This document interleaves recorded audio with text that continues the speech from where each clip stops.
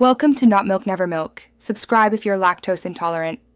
You have the register and a starting balance. Begin now by writing today's date and the first transaction.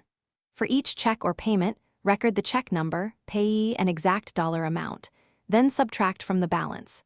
For deposits or transfers, write the source and add the amount. Once done, add a short memo or category to explain the transaction so future reconciliations are faster and you avoid duplicate entries or missed charges. As you continue, make every bank interaction immediate. Log ATM withdrawals, debit purchases, bank fees, and mobile deposits the moment they happen.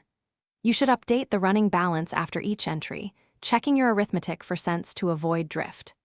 Mark items as pending or cleared so you know what to expect on the statement, and add receipt ID or short notes for ambiguous entries. This disciplined middle step prevents surprises and makes your end-of-month reconciliation. To finish, reconcile.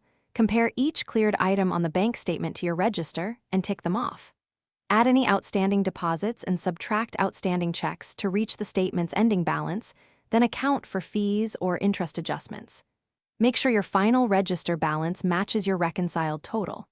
If things don't match, recheck math, ensure no duplicate or missing entries, verify pending holds, and if needed, contact the bank about unexplained. Thanks for watching. If this was helpful, leave a like and consider subscribing. See you next time.